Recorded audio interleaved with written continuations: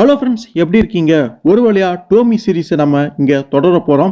இந்த வீடியோவில் 2 சாப்டர்ஸ் நம்ம பார்க்க போகிறோம். நான் சொன்ன மாதிரி அடுத்தடுத்த சாப்டர்ஸ் ரொம்பவே கொடூரமாக டிஸ்டர்பன்சிங்காக இருக்குன்னு சொல்லியிருப்பேன். அதை தான் இந்த வீடியோவில் பார்க்க போகிறீங்க. அடுத்த வீடியோவில் தான் மெயினாக நான் சொன்ன அந்த டிஸ்கஸ்டிங் அப்படிங்கிற அந்த வார்த்தைக்கு அர்த்தத்தையே நீங்கள் பார்க்க போகிறீங்க. அந்த அளவுக்கு ப்ரூட்டலான சில விஷயங்கள் அடுத்த வீடியோவில் இருக்க போகுது. ஸோ அதனால நான் ஏற்கனவே சொன்னதா சின்ன பசங்க குழந்தைங்க தப்பி தவறி கூட நீங்கள் பார்த்துட்டு இருக்கும்பொழுது பக்கத்தில் வந்துட போகிறாங்க. அவங்க இது எடுத்து பார்த்துட போகிறாங்க. ஸோ அவ்வளோதான். ஸோ இந்த டோமியை பொறுத்த வரைக்கும் சிலர் கேட்டதுனால மட்டும்தான் போட்டால், அது மட்டும் இல்லாமல் நல்ல ஒரு சேனலில் வியூஸ் இந்த வீடியோக்களுக்கு வந்துட்டு இருந்தது. பட் இருந்தாலுமே ஸ்டாப் பண்ண வேண்டியதாக போச்சு. என்னால் அதுக்கு மேலே கண்டினியூ பண்ணுறதுக்கு சிரமமாக இருந்தது. பட் இருந்தாலும் இப்போ நம்ம தொடர போகிறோம். முழுசாக இந்த டோமி சீரீஸை முடிச்சிடலாம். ஸோ ஒரு பயங்கரமான அனுபவம் உங்களுக்காக காத்துக்கிட்டு இருக்குது. வாங்க வீடியோக்குள்ளே போயிடலாம்.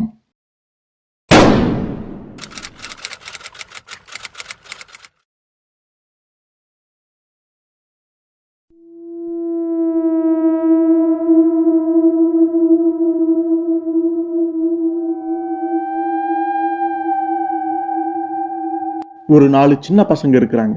ஸோ அவங்கள ஒருத்தன் ரொம்பவே குள்ளமாவும் கொஞ்சம் பார்க்கவே அசிங்கமா மோசமா இருக்கிறான்னு சொல்லலாம். அதனால மற்ற 3 சகோதரர்கள் என்ன பண்றாங்க அப்படின்னா, தன்னுடைய தம்பியை அவனை போட்டு அடிக்கிறது, துன்புறுத்துறது, இந்த மாதிரி அவனை மோசமாவே நடத்திட்டு வந்துட்டு இருக்காங்க. இது அவனை விளையாட்டுக்கெல்லாம் பண்றது கிடையாது. சீரியஸாவே எப்பவுமே அந்த மாதிரி தான் பண்ணிட்டு இருந்திருக்காங்க. ஸோ அவன் நினைக்கிறான், நம்ம இப்படி இந்த மாதிரி குள்ளமாவும் நம்ம தோட்டத்தில் இந்த மாதிரி இருக்கிறதுனா நம்மளுடைய பிரச்சனை. பட் நம்ம ஒரு நாள் வளர்ந்து பெருசானதுக்கு அப்புறமா எல்லாருமே நம்மளை மதிப்பாங்க, நாமளுமே ஒரு பெரிய ஆளா வருவோம் அப்படிங்கிற மாதிரி அவன் ஒரு நம்பிக்கையிலுமே இருக்கிறான். ஸோ இப்படி போய்கிட்டு இருக்கும் பொழுது ஒரு நாள் அந்த வீட்டுக்கு ஒரு பெண் வரா. ஸோ அந்த சகோதரர்களுக்கு ஒரு அப்பா இருப்பார்ல, அவர் வயசானவர், அவரை காட்டுறாங்க. அவர் யாரோ ஒரு பொண்ணை கூட்டிட்டு இனிமே இவதான் உங்களுக்கு அம்மாவா இருக்க போறா அப்படின்னு சொல்றாரு. ஸோ ஏற்கனவே அந்த முதியோருடைய மனைவி ஏற்கனவே இறந்து போயிருக்கலாம். பார்த்துக்கிறதுக்காக இந்த மாதிரி ஒரு கேர்டேக்கர் மாதிரி இந்த பொண்ணை இங்க கூட்டிட்டு வந்திருக்காங்க. அந்த பொண்ணு வேற யாரும் கிடையாது, டோமி தான்.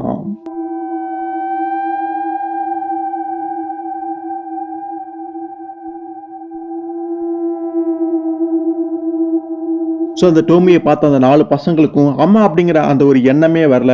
அதுக்கு காரணம் இவ பார்க்க ரொம்ப அழகாவும் இருக்கிறா. அதனால அவங்களால அப்படி பார்க்க முடியல. ஆனா அந்த டோமியுடைய பார்வை அந்த குள்ளமா அசிங்கமா அப்படின்னு ஒருத்தனை சொன்னமே, அவனை நோக்கி இருக்கிறதையுமே பார்க்க முடியுது. அவ எதுக்காக அவனை மட்டும் தனியா பார்க்கறா அப்படிங்கிறது புரியல. இந்த விஷயத்த அவனுமே நோட் பண்றான். அவனுடைய பேரு ஹீரோயா. அதுக்கப்புறம் நாட்கள் அப்படியே போய்கிட்டு இருக்குது. நான் சொன்ன மாதிரி அந்த பசங்களுக்கு டோமியை ஒரு அம்மா மாதிரி, ஒரு கேர்டேக்கர் மாதிரி பார்த்துக்க தோணல. அவங்களும் தங்களுடைய வயசு இருக்கக்கூடிய ஒரு பொண்ணா மட்டும்தான் பாக்குறாங்க. அப்ப அப்படி இருக்கப்போ ஒரு சமயத்துல அவங்களுடைய அப்பா இறந்து போயிடுறாரு. அவர் எப்படி இறந்தாரு அப்படின்னு பார்க்கும் பொழுது மரத்துல கயிறு கட்டப்பட்ட நிலையில தூக்குல தொங்கியிருக்காரு. பட் தற்கொலை பண்ணிக்கிற மாதிரி தான் தெரியுது. பட் அவருடைய மரணத்துல ஏதோ மர்மம் இருக்குது அப்படிங்கிற மாதிரி அந்த சகோதரர்களுக்கு தோணுது. இது கண்டிப்பா நேச்சுரல் டெத்தா இருக்காது அப்படிங்கிற மாதிரி அவங்களுக்குள்ள கூடி பேசிக்கிறாங்க. அதாவது அந்த 3 பசங்க மட்டும். ஸோ அவனைத்தான் இன்னொருத்தன் அந்த ஹீரோயை மட்டும் எப்பவுமே தனியா விட்டுருவாங்களே. ஸோ இந்த 3 பேர் இப்படி கூடி பேசிட்டு இருக்கிறத பார்த்தோன்னே டோமி என்ன பண்றீங்க, என்ன பேசிட்டு இருக்கீங்க அப்படிங்கிற மாதிரி குறுக்கிடுறா. அவங்களும் சமாளிக்கிறாங்க. அதெல்லாம் ஒன்றும் இல்லை, சும்மா தான் நாங்கள் ஜாலியாக பேசிட்டு இருந்தோம் அப்படிங்கிற மாதிரி. இல்லையே, நீங்க வேற ஏதோ பேசிட்டு இருந்தீங்க, நீங்க அதை சொல்ல மறுக்கிறீங்க அப்படின்னு டோமியுமே அங்க சொல்றா. அப்ப அந்த சமயத்துல டோமி ஹீரோயாவை பாக்குறா. ஹே ஹீரோயா, என்ன நீ மட்டும் எப்ப பார்த்தாலும் தனியாவே இருக்கிற? நம்ம 4 பேர் உன்னுடைய சகோதரர்களோட சேர்ந்து கார்ட்ஸ் விளையாடலாமா? அப்படி இல்லைன்னா உனக்கு என் கூட தனியா இருக்குது விளையாடணும்னு ஆசைப்பட்டீங்கன்னா வா, தனியா என்னுடைய ரூமுக்கு போகலாம் அப்படின்னு கூப்பிடும் பொழுது அது எதையுமே அவன் காதுல வாங்கிக்கல. இப்ப நீ என்னைய தனியா இருக்க வெட்டினாலே போதும் அப்படின்னு அவன் அங்க இருந்து போயிடுறான். அவனுடைய கையை தட்டி விட்டுட்டு போயிடுறான். ஸோ இதை கவனிச்சு அந்த 3 பசங்களே, போய் அவனுக்காக ஏன் நீ இப்படி பறிஞ்சு பேசிட்டு இருக்க? வேணும்னா நாங்க உங்க கூட விளையாடுறோமே, ஏதாவது பேசலாமே அப்படின்னு சொல்லும் பொழுது, நீங்க எப்பவுமே அவனை தப்பா தான் நடத்திட்டு இருக்கீங்க. இன்னும் சொல்ல போனா உங்களோட அவன் ரொம்பவே தன்மையா அன்பா இருக்கக்கூடிய ஒரு நபர் அப்படின்னு சொல்லும் பொழுது அவங்களுக்கு அது அதிர்ச்சியா இருக்குது. இவனால அவனுக்கு போய் இவ்வளவு சப்போர்ட் பண்ணி இப்படி பேசிட்டு இருக்காளே அப்படிங்கிற மாதிரி அவங்க நினைக்கிறாங்க. ஸோ என்னதான் ஹீரோயா விலகி போனாலும் டோமி திரும்ப திரும்ப அவங்ககிட்டயே போய் தன்னுடைய வேலையை காட்டணும்னு நினைக்கிறா. அவளை பத்தி தான் தெரியுமே, ஆண்களை கண்ட்ரோல்ல எடுத்து கடைசியில் அவங்கள கொன்னே போட்டுருவா. அதாவது இவ்வளவு கொல்ற மாதிரி பண்ணி அந்த பழி அவங்க மேல போட்டுருவா. அந்த அளவுக்கு மோசமான ஒருத்தி அந்த டோமி. ஆனா அந்த ஹீரோயா ஆரம்பத்துல இருந்தே ஒரு மோசமான சூழ்நிலையில வளர்ந்ததுனால யார் மேலே எந்த ஒரு நம்பிக்கையுமே எந்த ஒரு ஈடுபாடு இல்லாததுனால அவ டோமியை சந்திக்கவே விரும்பல. ஒரு கட்டத்துக்கு மேல டோமியே கடுப்பாயிரா, ரொம்ப ஆர்ஷா பேசுறா, கத்துறா. நீ எத்தனை நாளைக்கு தான் அப்படி இருக்க போற, இதெல்லாம் நல்லதுக்கே கிடையாது அப்படிங்கிற மாதிரி திட்டிட்டு அப்போதைக்கு அங்க இருந்து போயிடுறான். ஸோ நாட்கள் அப்படியே ஒரு மாதிரி நகர்ந்து போய்கிட்டு தான் இருக்குது. எப்பவுமே அந்த ஹீரோயா தனியா ஒரு மாதிரி இந்த பேஸ்மெண்ட்ல தான் அடைஞ்சு கிடப்பான். அங்கதான் அவனுடைய ரூம்னே வச்சுக்கலாம், அங்கதான் இருப்பான். சாப்பிட்றதுக்கு ஏதாவது மற்றது நான் மட்டும்தான் வெளியில வருவான் போல இருக்கு. இந்த மாதிரி அவன் அடைஞ்சு கிடக்கிறது இந்த டோமிக்கு சுத்தமா பிடிக்கல. திரும்ப அங்க பேசுறா, இங்க பாரு ஹீரோயா, நீ எப்ப பார்த்தாலும் இப்படியே அரைஞ்சு கிடக்கிற இதெல்லாம் நல்லதுக்கே கிடையாது. உனக்கு என்னைய கொஞ்சம் கூட சுத்தமா பிடிக்கவே இல்லையா? நாளுக்கு நாள் மோசமாயிட்டே இருக்குது. உன்னுடைய சகோதரர்கள் வந்து என்கிட்ட மோசமா நடந்துக்க ஆரம்பிக்கிறாங்க. நீ இருந்தீன்னா எனக்கு துணையாவும் ஒரு ஹெல்ப்ஃபுல்லாவும் இருக்கும். ஏன் இந்த மாரி பண்ற? கூடிய சீக்கிரத்துல நீ மனச மாத்திட்டு வந்தீன்னா நல்லா இருக்கும் அப்படிங்கிற மாரி அவ அங்க இருந்து சொல்லிட்டு போயிடுறா. ஸோ அவ்வளவுதான். அவ கடைசியா அங்க வந்து அவனை பார்த்துட்டு போனதோட சரி. அதுக்கப்புறம் அவ மட்டும் கிடையாது, வேற யாருமே கீழே வந்து பார்க்கல. ஸோ பேஸ்மெண்ட்ல தான் அவனை அடைச்சு வச்சிருப்பாங்க. ஆனா இந்த தடவை அவனை விடுவிக்கிறதுக்காக யாருமே அங்க வரல. ஒரு சாப்பாடோ தண்ணியோ குடுக்கறது கூட யாரும் வரல. அந்த அளவுக்கு வந்து என்ன பண்ணிட்டு இருக்காங்க அப்படிங்கிறதே புரியல. நாட்கள் நகர்ந்துகிட்டே இருக்குது. இவனுமே யோசிக்க ஆரம்பிக்கிறான், என்னடா அது யாருமே வந்து பார்க்க காணாம இப்ப என்ன பண்றது மாதிரி கவலைப்படுறான்.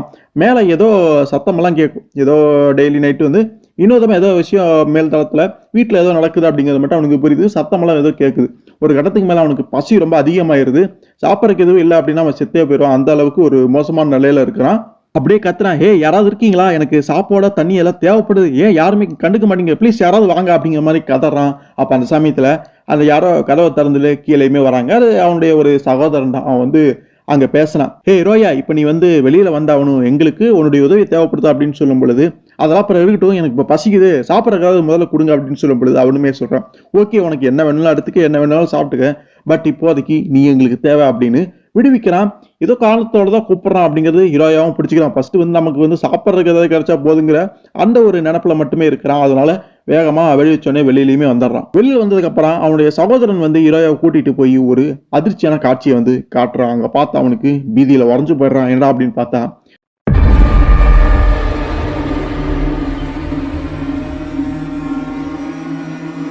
அங்க ஒரு சடலம், உயிரற்ற சடலம் இருக்குது. துண்டு துண்டா வெட்டப்பட்ட நிலையில. அது டோமி தான். ஸோ டோமியை பொறுத்த வரைக்கும் அந்த ஹீரோயாவை கண்ட்ரோல் எடுக்கணும்னு நினைச்சிருப்பா. பட் நடந்தது என்னமோ ஹீரோயாவுடைய சகோதரர்கள் அந்த வேலையை வந்து பார்த்துட்டாங்க. ஸோ டோமியை பொறுத்த வரைக்கும் அந்த 3 சகோதரர்களை தன்னுடைய கண்ட்ரோலில் எடுத்து வசியப்படுத்தி கடைசியில் அவங்க வந்து இவளை வந்து கொல்ற மாதிரி பண்ணணும் அப்படிங்கிற அந்த ஒரு அவசியமே கிடையாது.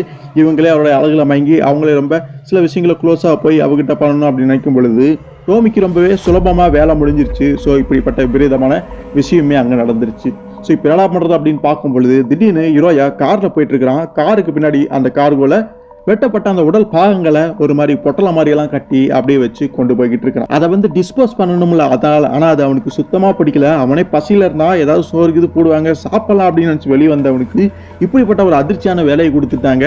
அன்னைக்கு நைட்டு வேற வழி இல்லாம அந்த பாடியை வந்து சுமந்துக்கிட்டு அந்த கார்ல போய்கிட்டு இருக்கிறான். அப்படி போயிட்டு இருக்கும் பொழுது பின்னாடி அந்த சடலங்களை ஏதோ அசைவு தெரியுற மாதிரி வைப்ரேஷன் மாதிரி ஏதோ ஏற்படுது. இவன் திரும்பி பார்க்கறான். அப்ப கார் வந்து குலுங்குச்சா என்னன்னு தெரியல, அந்த தலை, டோமியோடைய தலை அப்படியே வெளியில வந்து அப்படியே பார்க்குற மாதிரி இவனுக்கு இருக்குது. இவன் அப்படியே பயந்தே போயிடுறான். ஸோ ஏதாவது அதிர்வுகள் இருக்குது, வைப்ரேஷன் இருக்குது, அவருடைய பாடி இப்படி வெளியில வந்திருக்கும். ஆனால் பார்க்கும்போது ரொம்ப பயமா இருக்குது. சீக்கிரம் வந்து இந்த பாடியை டிஸ்போஸ் பண்ணியாகணும் அப்படின்னு முன்னேறி அவன் வேகமாக காரை ஓட்டிட்டு போய்கிட்டு இருக்கிறான். அப்படியே போய்கிட்டே இருக்கிறான். ரொம்ப நைட் ஆயிருது. அப்போ திடீர்னு பின்னாடி இருந்து யாரும் நம்மளை பார்க்குற மாதிரி இருக்குது அப்படின்னு இவன் அப்படியே பயந்துக்கிட்டே திரும்பி பார்க்குறான்.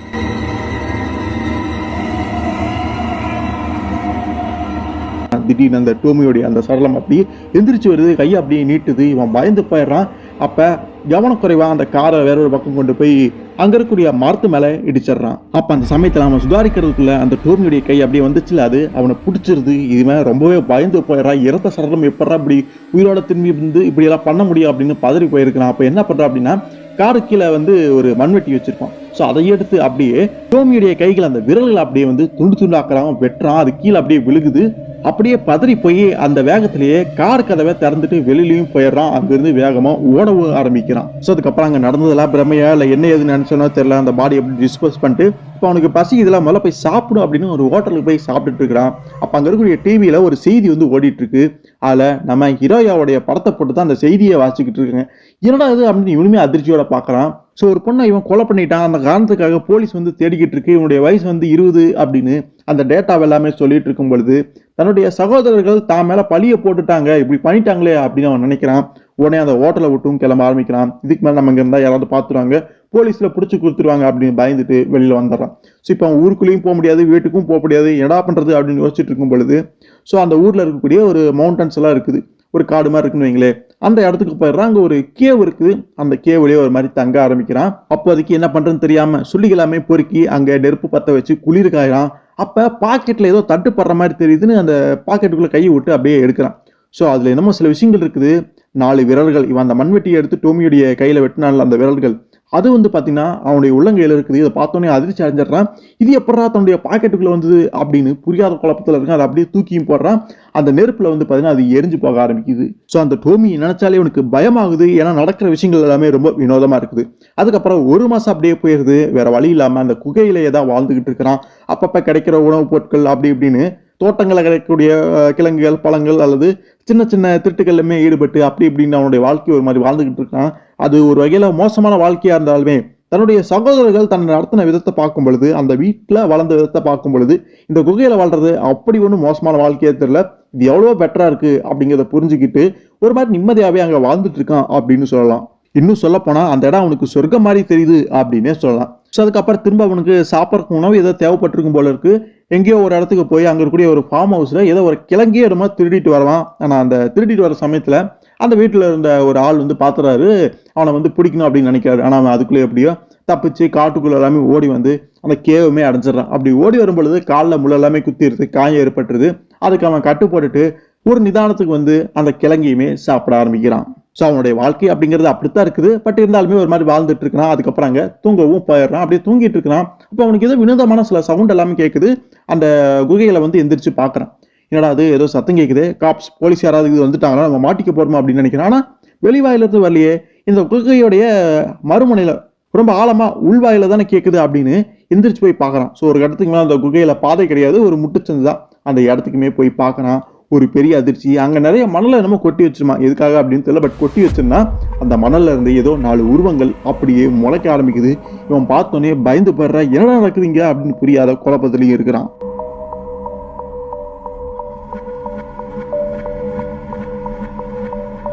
அப்ப அந்த உருவங்கள்ல ஒண்ணு பேச ஆரம்பிக்குது. நீ எவ்வளவு மோசமானவன், ஆனா நான் உங்ககிட்ட எவ்வளவு அன்பா நடந்துக்கிட்டேன், ஆனா நீ போய் இப்படி பண்ணிட்டியா அப்படிங்கிற மாதிரி பேசும் பொழுது என்னது அப்படிங்கிற மாதிரி அதிர்ச்சி அடைகிறான். அவனுக்கு ஒண்ணுமே புரியல, நடக்கிறதா கற்பனையா இல்ல உண்மையாவே நடக்குதா அப்படின்னு தெரியாம அப்படியே அதிர்ச்சியில பாத்துக்கிட்டு இருக்கான். அப்ப அந்த உருவங்கள் தங்களுக்குள்ளேயே பேசிக்க ஆரம்பிக்குது. ஏதோ பேரெல்லாம் சொல்லி கூப்பிட்டுக்குது. பார்த்தா ஒரு உருவத்துடைய பேர் இண்டக்ஸாமா, இன்னொருத்தருடைய பேர் வந்து பிங்கியாமா, இன்னொருத்தருடைய பேர் வந்து லிட்டில், அப்புறம் இன்னொரு பேர் வந்து ஃபிங்கர் அப்படின்னு அவங்களுக்குள்ளே பேரை வச்சுக்கிட்டு கூப்பிட ஆரம்பிக்கிறாங்க. ஸோ அதில் பிங்கி அப்படின்னு ஒரு உருவத்தை வந்து காட்டுறாங்க. மற்ற 3 உருவங்களும் பார்க்க ஏதோ ஓரளவுக்கு நல்லா இருக்குது. ஆனால் அந்த உருவம் ஏதோ எரிஞ்சு போன மாதிரி, சாம்பல் இருந்து வந்த மாதிரி படு மோசமாக இருக்குது. அதனால அந்த உருவம் மோசமாக இருக்குது அப்படின்னு மற்ற 3 உருவங்களும் கேலி பண்ணுது. ஒரு மாதிரி அதை துன்புறுத்துது, மோசமாக நடத்துது. ஒன்றுமே புரியாமல் அதிர்ச்சியில் உடஞ்சு போய் பார்த்துட்டு இருந்த இளையாவுக்கு அப்படியே அலறிக்கிட்டே அங்கேருந்து ஓட ஆரம்பிக்கிறான். அப்படியே பயந்து போய் தவந்துக்கிட்டே போகிறப்ப சில விஷயங்கள் நினச்சி பார்க்குறான். அந்த பேர்களை வந்து அதுக்குள்ளேயே கூப்பிட்டுச்சு. அந்த பேரில் வந்து நினைவுபடுத்தி பார்க்குறான். லிட்டில், ஃபிங்கர், பிங்கி, இண்டெக்ஸ் அப்படின்னு சொல்லும் பொழுது அந்த ஃபிங்கர் அப்படிங்கிறது ஞாபகத்துக்கு வருது. இவன் அந்த மண்வெட்டி எடுத்து டோமியுடைய கைகளை வந்து வெட்டினான்ல அந்த ஃபிங்கர்ஸ். ஸோ அந்த 4 விரல்களை நம்ம தூக்கி போட்டோமே, அது எரிஞ்சிட்டோம். ஒருவேளை அந்த 4 விரல்கள் இருந்தால் இந்த மாதிரி உருவங்கள் வருதோ, அந்த உருவங்கள் பேசுகிற அந்த வாய்ஸை கேட்கும் பொழுது டோமி தான் ஞாபகத்துக்கு வரா அப்படின்னு சொல்லும் பொழுது, ஸோ அது டோமி மறு உருவாக்கம் அங்கே நடைபெறுது, திரும்ப அங்கே பிறந்து வரா அப்படிங்கிறது தெரியுது. பட் இது எதுவுமே புரியாது அந்த ஹீரோயாவுக்கு. என்ன நடக்குன்னு தெரியாம வேற வழி இல்லாம அந்த குகையிலேயே தான் அவன் இருந்துகிட்டு இருக்கான். வெளியே போனாலும் அவனுக்கு பிரச்சனை தான், போலீஸ் பிடிச்சிருவாங்க. அதனால வேற வழி இல்லாம அந்த குகையிலேயே தான் தங்க ஆரம்பிக்கிறான். பட் இப்போ எங்க விஷயம் என்னன்னா, அந்த உருவங்களுமே அங்கேயே தான் இருக்குது. அதுகளுமே நாளாக நாளாக வளர ஆரம்பிக்குது. அதுகிட்டையுமே சில மாற்றங்கள் எல்லாமே பார்க்க முடியுது. போக போக அந்த உருவங்கள் எல்லாமே பெட்டரா வந்து ஒரு ஹியூமனுடைய தோற்றத்துக்கு மாறுற மாதிரியுமே அங்க பார்க்க முடியுது. அல்ல அந்த பிங்கி அப்படின்னு சொல்லப்படுற அந்த ஒரு மோசமா ஸ்டார்டிங்லேயே உருவெடுத்திருக்கும். ஸோ அந்த ஒரு உருவம் மட்டும் அங்க அப்படியே இருக்கும் பொழுது மற்ற 3 பேருமே அவளை வந்து ரொம்ப கொடுமைப்படுத்துறாங்க, டார்ச்சர் பண்றாங்க. இதெல்லாமே ஸ்டார்டிங்ல வந்து ஹீரோயா வந்து பொறுத்துக்கிட்டு இருந்தாலுமே எத்தனை நாளைக்கு பொறுத்துக்க முடியும்? அவன் படுக்கணும்னு நினைச்சாலும் தூங்க முடியாது. ஏதாவது சத்தம் போட்டு வளவல்னு பேசிக்கிட்டே அந்த உருவங்கள் தொந்தரவாகவே இருக்கும். பத்தாவதுக்கு அந்த பிங்கிங்கிற அந்த உருவத்தை போட்டு டார்ச்சர் பண்ணும் பொழுது இவனால அங்கே சும்மாவே இருக்க முடியல. ஸோ அதே மாதிரி அவங்க டார்ச்சர் பண்ணிட்டு இருக்கும்பொழுது இவன் திடீர்னு அந்த பிங்கியை வந்து காப்பாற்றுறதா நினச்சிக்கிட்டு அந்த உருவத்தை தாம்பாக்க எழுதிக்கிட்டு, போதும் நீங்கள் பண்ணதெல்லாம் ரொம்ப மோசமாக இருக்குது, போதும் இதோட நிறுத்திக்கிங்க, இது நல்லதில்ல, இவ்வளோ இதுக்கு மேலே நீங்கள் தொந்தரவு பண்ணக்கூடாது அப்படிங்கிற மாதிரி சொல்லிடுறான். அப்போ அந்த 3 உருவங்கள் அந்த டோமிஸ் அங்கே பேசுகிறாங்க. நீயே ஒரு குற்றவாளி, போலீஸ் உன்னை தேடிட்டு இருக்குது, நீ என்னடானா நல்லவ மாதிரி ஏதோ எங்ககிட்ட நாடகம் மாதிரி அப்படிங்கிற மாதிரி அவனை கேலி பண்ணிட்டு அங்கேருந்து அப்போதைக்கு போயிடுது. ஸோ இப்போ அந்த பிங்கி அப்படின்னு சொல்லப்படுற அந்த ஒரு மோசமான டோமி இவன் கூட ஏதாவது பக்கத்துலேயே தான் இருக்குது.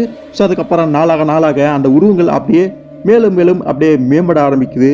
பழைய ஒரு மனிதனுடைய தோற்றத்துக்கே மாற ஆரம்பிக்குது. அதாவது முழு டோமியாவே அங்கே மாறிடுறாங்க. குறிப்பாக அந்த 3 உருவங்கள், அந்த 3 டோமிக்கள் பழைய ஃபார்முக்கு வந்ததுக்கு அப்புறமா ஒவ்வொருத்தரா அந்த குகையை விட்டு வெளியேறவு ஆரம்பிக்கிறாங்க. இப்படித்தான் அந்த டோமிக்கள் பல்வேறு இடங்கள்ல பல இடங்கள்ல வந்து இருக்கிற மாதிரி கதைகளையுமே காமிச்சிருப்பாங்க. ஸோ அவ இறக்கப்பட்டா அப்படின்னா திரும்ப அவளால் உயிர் பெற்று வர முடியும். ஸோ நீங்க எவ்வளவு கொடூரமா எவ்வளவு துண்டுகளா வெட்டினாலுமே அது எல்லாமே இன்னொரு டோமியா உருவாவது அப்படிங்கறதா நாம அங்க புரிஞ்சிக்க வேண்டியது. ஸோ குகையை விட்டு அந்த 3 டோமிகளுமே போனாலுமே இங்க அந்த கேவ்லயே ரொம்ப ஒரு மோசமான நிலையில ஹீரோயா வந்து உடம்பு சரியில்லாம காய்ச்சல்ல ரொம்ப அவதிப்பட்டு இருப்பான் போல இருக்கு. கிட்டத்தட்ட அப்படியே இருந்தாலே சாக போற அந்த ஒரு நிலைமையில தான் இருக்கா. அப்ப அந்த பிங்கி அந்த டோமி அங்கேயே தான் இருப்பான்.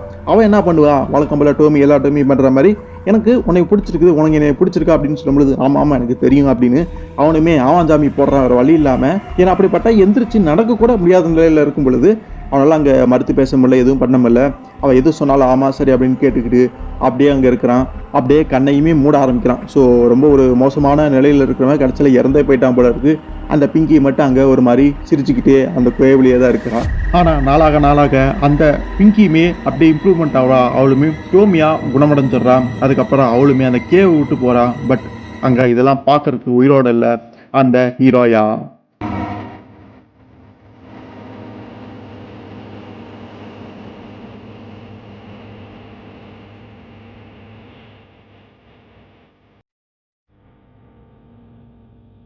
அதுக்கப்புறம் அங்க ஒரு கடலை காமிக்கிறாங்க. பக்கத்துல ஒரு அழகான கடற்கரை இருக்குது. மக்கள் பீச்சுக்கெல்லாம் வந்து போற மாதிரியான அந்த மாதிரியான கடற்கரை கிடையாது. எங்கேயோ மூலையில ஒரு ஓரமா இருக்கக்கூடிய ஒரு கடற்கரை. அங்க ஒரு சின்ன பையன், அந்த பையனுடைய பேர் வந்து சட்டோரு. அவன் வந்து அப்படியே அந்த பீச்ல அப்படியே போயிட்டு இருக்கும் பொழுது அங்க ஒரு பெரிய பாறைகள் நிறைஞ்ச ஒரு மேடான ஒரு இடம் இருக்கு. அதுக்கு மத்தியில சின்ன ஒரு குகையாட்ட ஒரு கேவாட்ட ஒரு பகுதி இருக்கு. அதை நோக்கியும் போறான். பக்கத்துல போறான். கொஞ்சம் பயமாவும் இருக்குது. பயந்துக்கிட்டு அப்படியே போகும்பொழுது எட்டி பார்க்கலாம் கீழே ஒரு பெரிய பள்ளம். அங்க சின்னதா ஒரு நீர்த்தேக்கம் மாதிரியான ஒரு இடம் இருக்குது. அங்க திடீர்னு ஏதோ தண்ணிக்குள்ள இருந்து மேல வரத பாக்குறான். அதிர்ச்சி அடைறான். அப்பதான் தெரியுது அது ஒரு முழு உடலா இருக்கிறத பாக்குறான். சோ அது ஒரு டெட் பாடி அப்படிங்கறத உணர்றான். இது அப்புறம் இங்க வந்துச்சு அப்படிங்கிற மாதிரி ஆச்சரியமாவும் பாக்குறான். அப்ப திடீர்னு அந்த உருவத்துடைய கை வந்து அந்த பையனுடைய காலை பிடிச்சிருது.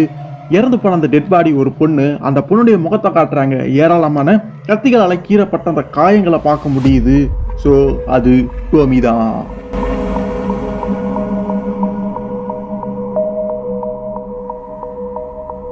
அதுக்கப்புறம் அவளுக்கு உயிர் வந்துருது. அவ பேச ஆரம்பிக்கிறா. ஏ ஸ்வீட் பாய் எப்படி இருக்கிற, நம்ம 2 பேரும் சேர்ந்து விளையாடலாமா அப்படிங்கிற மாதிரி கேட்கும் பொழுது அவனுக்கு ஒண்ணுமே புரியல. ஒரு டெட் பாடி நம்ம கிட்ட பேசிட்டு இருக்கே அப்படின்னு ஆச்சரியமா பாக்குறான். நீ நீ நீ யார் அப்படின்னு பதட்டத்தோட கேட்கறான். உனக்கு ரொம்ப காயப்பட்டிருக்கு, உன்னை யார் இப்படி பண்ணா அப்படிங்கிற மாதிரி சில கேள்விகளை கேட்கும் பொழுது அதுக்கு டோமி சொல்றான், ஒரு மோசமானவன் என்னை இப்படி பண்ணிட்டான், இந்த மாதிரி நான் கொலை பண்ணிட்டு இந்த மாதிரி தூக்கி போட்டுட்டும் போயிட்டான். ஸோ இப்போ அதெல்லாம் விடு, இப்போ நம்ம 2 பேரும் சேர்ந்து ஏதாவது பண்ணலாமா, விளையாடலாமா அப்படின்னா என்கிட்ட வரியா, வா கீழே வா, நான் ஹக் பண்ண கிஸ்மி அப்படிங்கிற மாதிரி அவளுடைய வேலையை அங்கே காட்ட ஆரம்பிக்கிறான். பட் அப்போதைக்கு அந்த பையன் அப்படியே பயந்து போய் உறைஞ்சு அப்படியே பார்த்துட்டு இருக்கிறான். அங்கிருந்து போகவும் ஆரம்பிக்கிறான். டோமி சொல்றது எதையுமே கேட்கல. ஸோ வீட்டுக்கு போனவன் பேரஞ்ச மாதிரி அப்படியே மூலையில் உட்காந்துட்டு இருக்கிறான். அவங்க அம்மா வந்து அங்கே இருக்கிறாங்க. அப்பதான் வேலையை முடிச்சுட்டு அவங்க அப்பாவுமே அங்கே வராரு. வந்து அவருமே கேட்கறாரு, பையனுக்கு என்னாச்சு ஏன் ஒரு மாதிரி உட்காந்துருக்கா அப்படின்னு பார்க்கும்பொழுது ஒண்ணுமில்ல, அந்த பீச் பக்கம் போனா அங்கதான் ஒரு சின்னதா ஒரு கேவ் இருக்கு.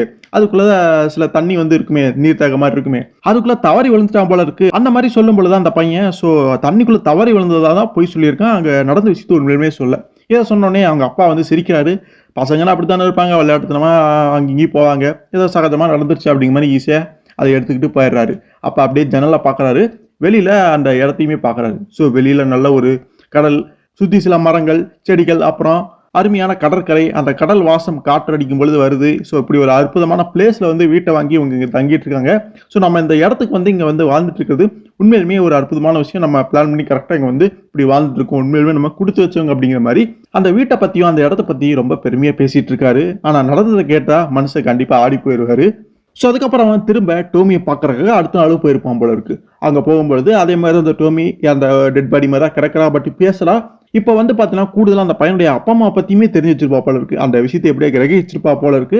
அவன் அப்படியே சொல்ல, அவனுடைய அப்பா அம்மா ரொம்ப ஸ்வீட்டாக அவனை நல்லா அக்கறையாக பார்த்துக்கிறாங்க, நானும் அந்த மாதிரி தான். ஸோ ஸ்வீட் பாய் நம்ம சேர்ந்து ஒன்றா விளையாடலாமா, நான் சொன்ன மாதிரி ஏன் இன்னும் தங்கிட்டு இருக்கவா என்கிட்ட வா அப்படின்னு அந்த பையனை தன்னுடைய கண்ட்ரோல் எடுக்க அந்த வேலையை வந்து பார்த்துட்டு இருக்கிறா. ஸோ நீ அடுத்த வாட்டி வரும்பொழுது சாப்பிட்றதுக்கு ஏதாவது கொண்டு வா, இந்த மாதிரி சும்மாலாம் பார்க்க வராது, சாப்பிட்றதுக்கு ட்ரெஸ் போட்டுக்கிறதுக்கு இந்த மாதிரி ஏதாவது துணிமணிகள் இந்த மாதிரி ஏதாவது எட்டுவா அப்படிங்கிற மாதிரியுமே சொல்றா. ஸோ அதே மாதிரி தான் திரும்ப காட்டுறாங்க. அங்கே டோமி இதுமே பெட்டரா மாதிரி இருக்கிறத பார்க்க முடியுது. ஒரு உடையுமே டோமிக்கு இருக்கிறதையுமே பார்க்க முடியுது. ஸோ வீட்டுல இருந்து தன்னுடைய அம்மாவுடைய உடையோ என்னமோ திருடி கொண்டு வந்திருப்பான் போல இருக்கு. அந்த உடையை தான் இந்த டோமி இப்போ மாட்டிக்கிட்டு இருக்கிறான். ஸோ அதுக்கு நன்றி சொல்ற விதமா அவ அந்த பையனை பிடிச்சி என்ன பண்றா அப்படின்னு பார்க்கும் பொழுது முத்தம் கொடுத்துட்டு இருக்கிறா. ஸோ அந்த பையனுக்கு ஒண்ணுமே புரியல. ஏன்னா அவளுடைய கண்ட்ரோல்ல இருக்கும் பொழுது யாருதான் என்ன பண்ணுவா, அந்த சின்ன பையனும் அதுக்கு விதிவிலக்கல்ல. அதை பண்ணிட்டு இனிமே உனக்கு நான் தான் அம்மா, ஸோ நானுமே உன்னுடைய அம்மா மாதிரி கேரிங் நல்லா பார்த்துக்கிறேன்னா அப்படின்னு சொல்லும் பொழுது அந்த பையனுக்குமே ஒரு சில மாற்றங்கள் அவனுக்குள்ளேயுமே நடக்கிறதையுமே பார்க்க முடியுது. அதுக்கப்புறம் அன்னைக்கு நைட்டு டின்னர் வந்து சாப்பிட்றதுக்காக அவங்க பேரண்ட்ஸ் இருக்கிறாங்க. அந்த பையன் சாட்டோராவுமே உட்காந்துருக்கிறான். அவன் எதையுமே சாப்பிடாமலே வச்சிருக்கான்.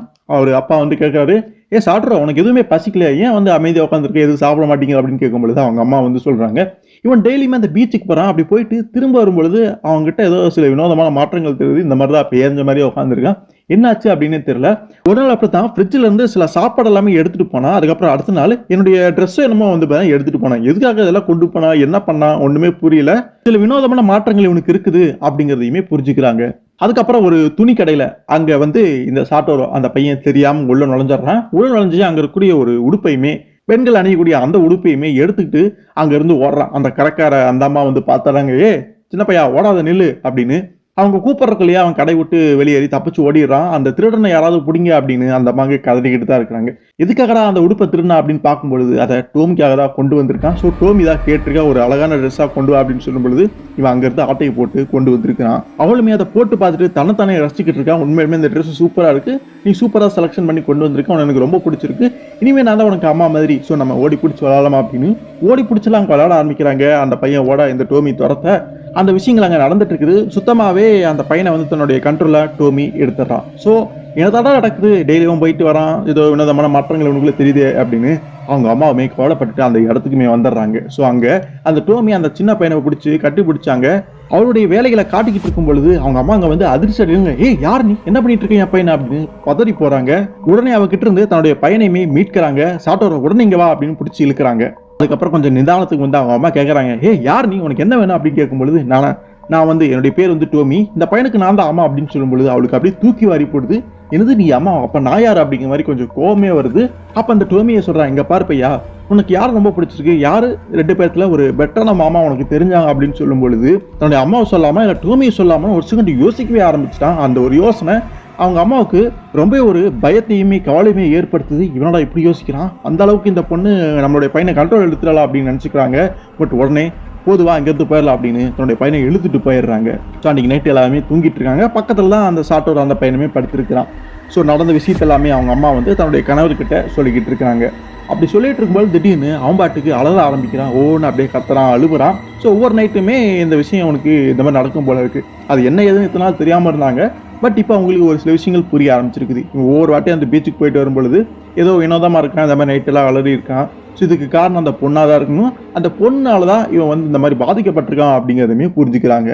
ஸோ அதுக்கப்புறம் கொஞ்ச நாள் அப்படியே போக போல இருக்கு. அந்த பீச் பக்கம் பெருசாக அனுப்பாம தான் பார்த்துக்கிறாங்க போல இருக்கு. பட் இருந்தாலுமே நாளுக்கு நாள் அவனுடைய பிஹேவியர் அப்படிங்கிறது ரொம்ப மோசமாயிட்டே போகுது.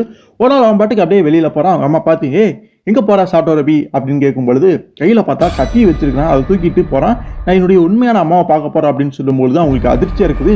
என்னது உன்னுடைய அம்மா நான் தான் அப்படின்னு சொல்லிட்டு அவன் கையில வச்சிருந்த கத்தியுமே வாங்கிடுறாங்க. ஸோ இதுக்கு மேல இவனை இப்படியே விட்டா சரி வராது அப்படின்னு பயந்து போய் அந்த பையனை வந்து அவனுடைய ரூம்ல வந்து அடைச்சி வச்சிடுறாங்க. டோரை வந்து வெளியிலிருந்து லாக் போட்டுறாங்க. கரெக்டா அந்த சமயத்தில் தான் அந்த அம்மாவுடைய கணவருமே அங்கே வரும்பொழுது என்னாச்சு அப்படிங்கிற மாதிரி அவங்களுமே கேட்குறாங்க. அந்த பையனுடைய அம்மாவுமே சொல்றாங்க, இந்த மாதிரி பையன் வினோதமாலாம் பண்ணிட்டு இருக்கான், நினைச்சாலே பயமா இருக்குது, கவலையா இருக்குன்னு சொல்லும் பொழுது இப்போதைக்கு நான் அவனை ரூம்ல அடைச்சி வச்சிருக்கேன், நீங்க வந்து கொஞ்சம் பேசுங்க, அப்பதான் சரியாகும் அப்படின்னு நினைக்கும் பொழுது அவருமே கவலையா மெதுவாக கதவை திறந்துட்டு சாட்டோரோ உனக்கு என்னாச்சு அப்படிங்கிற மாதிரி கேட்க வரும்பொழுது அந்த ரூமை பார்க்குறாங்க. பெரிய ஒரு அதிர்ச்சி.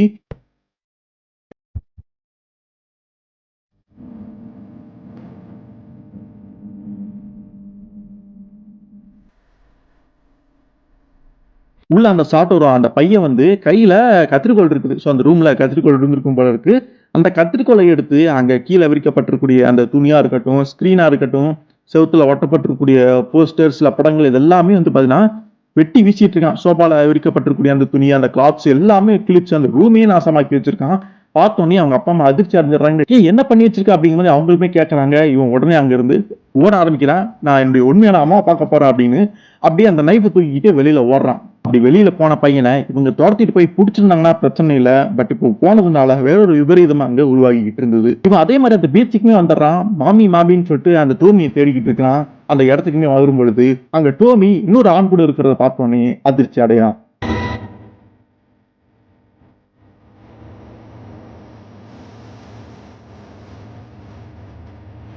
ஸோ யாரா அப்படின்னு பார்க்கும்பொழுது அந்த இடத்துக்கு எவனோ ஒருத்தன் வந்திருக்கான். ஏதாச்சும் இது வந்திருப்பான் போல இருக்கு.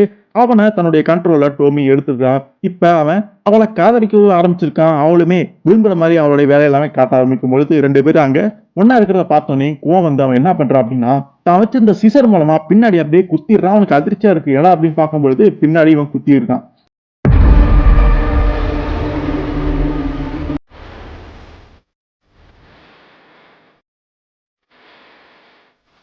டோமி பெருசா ஒன்னும் ரியாக்ஷன்லாம் பண்ணல. அவன் நார்மலா தான் இருக்கிறான். குத்தப்பட்டவன் அந்த தண்ணிக்குள்ள அங்க விழுந்துடுறான். அந்த பையன் சொல்றான், ஏ மாம் நீங்க என்ன பண்ணிட்டு இருக்கீங்க? நீங்க தானே சொன்னீங்க ஒரிஜினல் மாம் வந்து நான் தான், நம்ம சேர்ந்து வரலாம் அப்படின்னு என்னமோ பேசுனீங்களே, ஏன் இந்த மாதிரி பண்றீங்க அப்படின்னு அவன் சொல்லும் பொழுது டோமி பதிலுக்கு பேசுறான், நீ யாருன்னே தெரியாது அப்படிங்கிற மாதிரி அவ பாட்டுக்கு பேசுறான். இங்க இருந்து ஒழுங்கா போயிரு, நீ பாட்டுக்கு வந்து என்னென்னமா பேசிட்டு இருக்க அப்படிங்கிற மாதிரி கொஞ்சம் அந்த சின்ன பையனை தூக்கி எறிஞ்சு பேச ஆரம்பிக்கிறா. இதை கேட்ட அந்த சாட்டோவுக்கு பெரிய ஒரு அதிர்ச்சி. அப்படியே ஓன்னு சொல்லிட்டு அலறான், கதறான், அழுகுறான்.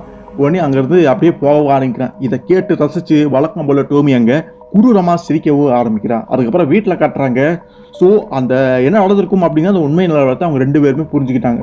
பையன் வந்து கத்திரிக்கோளோட வீட்டுக்கு வரும்பொழுது அந்த கத்திரிக்கோள்ல அந்த ரத்தக்கரை படிஞ்சிருக்கிறத வந்து பார்த்துருக்காங்க.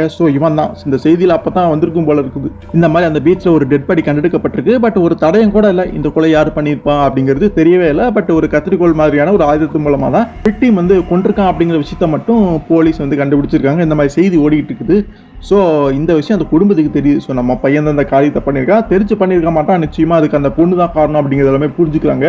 இதுக்கு மேல அவனை வெளியில விட்டா சரி வராது அப்படின்னு அங்க இருக்கக்கூடிய தூண்ல அந்த பையனை வந்து கட்டி போட்டுட்டு அங்க அப்பா அம்மா அப்படியே வேடிக்கை பார்த்துக்கிட்டு இருக்காங்க. அவங்க அம்மா கதறி அலறாங்க, என்னடா இப்படி ஆயிப்போச்சு அப்படிங்கிற மாதிரி தன்னுடைய கணவர்கிட்ட புலம்பிக்கிட்டு இருக்கிறாங்க. அந்த ரத்த கரப்படிஞ்ச அந்த கத்திரிக்கோளுமே அங்க இருக்கிறத பார்க்க முடியுது. இப்போ என்ன பண்றது ஏது பண்றது, போலீஸ் தேடி வந்தாங்கன்னா எப்படி சமாளிக்கிறதுன்னு தெரியாம அவங்க கஷ்டத்துல இருக்காங்க. இவன் பாட்டுக்கு திரும்ப மாமி மாமின்னு அந்த டோமி நினைச்சே கதறான், அப்படியே கூப்பிடுறான், அலறான்.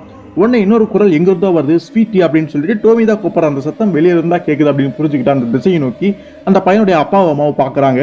கரெக்டா அந்த வீட்டுக்குமே டோமி வந்துடுறா. ஸ்வீட்டி அப்படின்னு என்னமோ ஒண்ணுமே தெரியாத மாதிரி எடுத்துரிஞ்சு பேசணும். இப்போ என்னன்னா ஸ்வீட்டி அப்படின்னு சொல்லிட்டு அவளே ஆர்வமா வரா. அங்க கட்டப்பட்டிருந்த பையனுக்குமே டோமி பார்த்தோன்னே பயங்கர சந்தோஷம். மாமி நீங்க வந்துட்டீங்களா அப்படிங்கிற மாதிரி ரொம்ப எக்ஸைட் ஆகணும். இந்த பொண்ணை தான் நான் சொன்னல ஒரு பொண்ணா இவதா அப்படின்னு அந்த பையனோட அம்மா வந்து சொல்லும் பொழுது நான் உடனே போய் போலீஸை கூப்பிட்றா அப்படின்னு அவங்க பாட்டுக்கு உள்ள ஓடுறாங்க. ஆனா அந்த டோமியை பார்த்த அந்த அம்மாவுடைய கணவருக்கு பெரிய ஒரு அதிர்ச்சி. இன்னும் சொல்ல போனா அழகுல வந்து மயங்கியிருக்காரு. அந்த ஒரு நபரை அப்பவே அந்த இடத்துலயே கண்ட்ரோல் எடுக்கிறான் அந்த டோமி. உடனே உள்ளயுமே போறாரு. போலீஸ்க்கு போன் பண்றதா அவங்க மனைவி போயிருப்பாங்களே, அதை போய் தடுத்து நிறுத்துறாரு. நீ கொஞ்சம் அவசரப்படாத, ஃபர்ஸ்ட் நான் போய் அந்த பொண்ணுகிட்ட பேசிட்டு வரேன், அப்புறம் என்ன ஏதுன்னு பாத்துக்கலாம் அப்படின்னு சொல்லிட்டு டோமி கிட்டயுமே வந்து நிக்கிறாரு. அதாவது பேசுவாரான்னு பார்த்தா அழகுல அப்படியே மயங்கி அதிர்ச்சியிலேயே உறைஞ்சு போய் மனுஷன் நிக்கிறா அப்படி. ஆனாலுமே அவருக்கு ஒரு சில விஷயங்கள் தெளிவா இருக்கும் போல இருக்கு. நம்ம வந்து ஃபேமிலியை காப்பாற்றணும் அப்படின்னு நாம இங்கிருந்து போய் ஆகணும் அப்படின்னு டோமி கூட அவரு போக ஆரம்பிச்சார் போல இருக்கு. அதுக்கப்புறம் அவ்வளவுதான், அந்த மனுஷனை வந்து எங்கேயுமே பார்க்கல, யாருமே பார்க்கல. அந்த மனுஷன் டோமி கூட போனதுல இருந்து ஆள் வந்தாங்கல்ல, காணப்படவில்லை. அதுதான் உண்மை. எல்லாமே அந்த பையனுக்காக தான் அப்படிங்கிறது புரியுது. பட் அந்த பையன் வந்து அவ்வளவு சீக்கிரம் வந்து ரெக்கவரி அவ்வளோ போல இருக்கு. ரொம்பவே ஒரு மோசமான நிலையில தான் இருக்கிறான். அவங்க அப்பா காணாம போனதுக்கு அப்புறம் இவனுக்கு என்னாச்சு அப்படின்னு பார்க்கும் பொழுது இவன் வந்து அந்த பாதிப்புல இருந்து வெளியே வர முடியாம அப்படியே தான் இருக்கிறான். நாளாக அவனும் வளர்ந்துக்கிட்டு தான் இருக்கான். பட் பிரச்சனை என்னன்னா அவனுமே மேலும் சில குற்றங்கள் எல்லாமே பண்ண ஆரம்பிச்சிருக்கிறான். கடைசியாக ஏதோ ஒரு தப்பு ஏதோ செய்யும் பொழுது போலீஸுமே அரஸ்ட்மெண்ட்டுமே போயிடுவாங்க போல இருக்குது. அப்படிப்பட்ட ஒரு மோசமான சூழ்நிலைக்கு அந்த பையனும் தள்ளப்படுறான். டோமி புகுந்த வீடு உருப்படுமா? அதுதான் இந்த கதையிலுமே இங்கே நடந்திருக்குது. இதோட இந்த 2 சாப்டர்ஸ் இங்கே முடியுது. ரொம்ப சுவாரஸ்யமான டிஸ்டர்பிங்கான 2 சாப்டர்ஸ் தான் இது. நிச்சயமா நீங்கள் லைக் பண்ணியிருந்திருப்பீங்க. டோமி சீரிஸை திரும்ப வந்து கண்டினியூ பண்ணியிருக்கோம். இந்த டோமி சீரிஸை நான் ஸ்டாப் பண்ணதுக்கான ரீசன் வந்து அடுத்த ஒரு வீடியோவில் பார்க்க போகிறீங்க. அடுத்து வரக்கூடிய சாப்டரில் தான் அது இருக்க போகுது. அந்த அளவுக்கு ரொம்ப மோசமாக டிஸ்கஸ்டிங்காக இருந்தது. அதுக்காகவே காத்துருங்க. சீக்கிரமாகவே அந்த ஒரு வீடியோவுமே நம்ம போட்டலாம். இப்போ இந்த வீடியோ எப்படி இருந்தது அப்படிங்கிறத எல்லாருமே கமெண்ட்ல சொல்லுங்க. கண்டிப்பாக எல்லாருக்குமே தெரியப்படுத்துங்க. இந்த வீடியோ பிடிச்சிருந்தது அப்படின்னா லைக் பண்ணுங்க, ஷேர் பண்ணுங்க, எல்லாத்துக்குமே தெரியப்படுத்துங்க. குறிப்பாக சப்ஸ்கிரைபும் பண்ணிக்கங்க. அடுத்த ஒரு சுவாரஸ்யமான ஒரு வீடியோவில் உங்களை சந்திக்கிற வரைக்கும் நன்றி நண்பர்களே.